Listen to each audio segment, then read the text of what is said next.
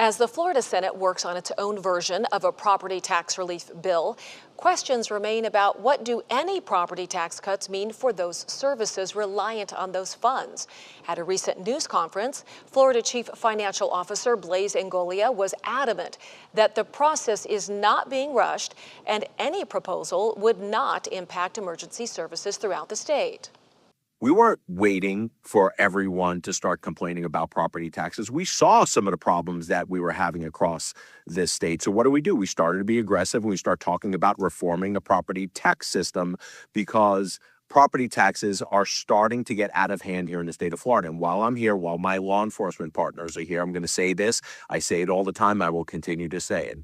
The first role of government is to protect its citizens. And you do that by making sure that our fire and our police have the resources that they need in order to keep our community safe. So if any local government is out there saying that with property tax reform, we're going to have to cut their law enforcement or cut fire, you direct them to me because I will tell them no, they don't. For more on the debate over property taxes, we are now joined by Lee County Property Appraiser Matt Caldwell. Matt Caldwell, thank you so much for joining us today. Absolutely. Glad to be here. Now, Matt, at the beginning of this legislative session, a proposal to eliminate property taxes in Florida was passed in a House subcommittee. What would be the impact if this were to be passed ultimately? What would be the impact? Absolutely. This is a major feature of this year's session, without a doubt. The House of Representatives has put forward 7 different constitutional amendment proposals. The one that's ready for the floor at this moment, HJR 203, would eliminate property tax for all homestead property owners. It would phase that in over a 10-year period, so between 2027 and 2037, if it passed. And that is a key thing for listeners to remember, viewers to remember, is that these are all going to be constitutional amendments. So any real structural change to property tax has to go to the ballot and the voters ultimately decide. And there's another version. There are multiple versions, as you mentioned, and one version would eliminate all property taxes by 2027. Potentially, that is one of the alternatives, and that's really where it's a little unclear at the moment about where this is ultimately going to land. You've got the governor, who's been an outspoken advocate for property tax reform. You've got the House, as we've mentioned, has put forward 7 different proposals, all a little different flavor of how to do this, and the Senate at the moment kind of watching this unfold and looking to react and figure out what the right answer is at the end of the day.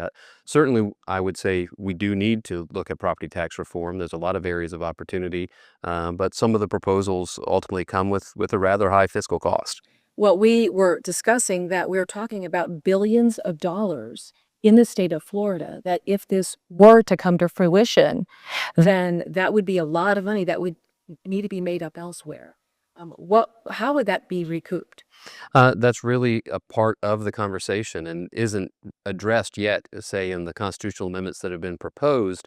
You would still need an implementing bill. And so the legislature would have to speak to it, whether that funding is going to be made up from the sales tax, either a sales tax increase or a share of state revenue from the existing 6% sales tax, or whether it's simply going to be a tax shift. If there is no other source of revenue, then essentially homestead property owners pay less or zero, and the balance is made up by all the non-homestead properties, the grocery stores, the apartment buildings, everyone that does not have a homestead exemption. And what could this mean for services like law enforcement and EMS, libraries, infrastructure? Well, it certainly is a critical consideration. Part of the structure of our tax system in Florida requires that property tax go to fund the basic essential services. Like, again, that's part of why it can't be changed without a constitutional amendment. It's up to the voters to decide how they want their basic local government to be funded and to be structured.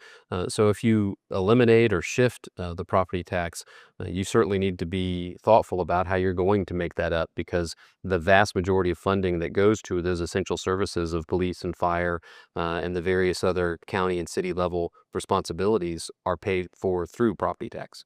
Now, some voters might wonder, if we reduce or cut property taxes, could that increase ultimately the value of their homesteaded property? as time goes on? Well, supply and demand is a real thing, and at the moment, every single state in the country levies a property tax. There's really three ways to derive revenue at the government level: property sales or income tax. And of course, Florida prohibits an income tax. There's only one state, I believe New Hampshire, that has no sales tax.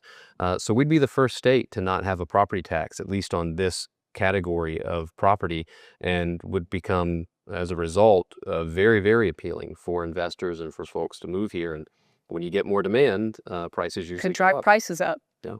So in Lee County, can you give me a snapshot, walk us through what it would mean for Lee County if this ultimately was eliminated, the property tax? Yeah, about half of the properties in Lee County have a homestead. We've got around 550,000 parcels and about 225,000 homestead accounts. And so if you, say, took the proposal that zeroed out the tax liability for those 225,000 homesteads, the balance then has to be made up on the remaining half of the tax roll. Again, all of those non-homestead grocery stores and apartment buildings, et cetera. And that's significant. I think you mentioned maybe $350 million. Does Yeah, that sound about right? just for the county general fund is around 700 million this last year. And so if you figure roughly about half of that, you're talking about a $350 million price tag. Is there anything else you would like voters to know about this measure that's being considered? Yeah, I mean, ultimately, this is still a very fluid process. And so where we sit today in early February, constituents need to communicate. They need to talk to their House members, their Senate members. They need to tell them what their priorities are. This is, again, still getting very much negotiated. There's no final version of this. But if you want your perspective on it to be weighed in on, you're going to need to contact them sooner than later. And you mentioned this could actually be discussed in a special session. Yeah, the governor has said he thinks it's worthy of a special session all of its own. No date has been set for that yet, but typically those are for a week or maybe 2 weeks. So I would look to see this possibly happen later this spring. It's certainly very interesting, isn't it? Yeah. Yeah. Well, thank you for joining us and explaining this super important topic. Thank you so much, Matt Caldwell, Lee County Property Appraiser. Absolutely.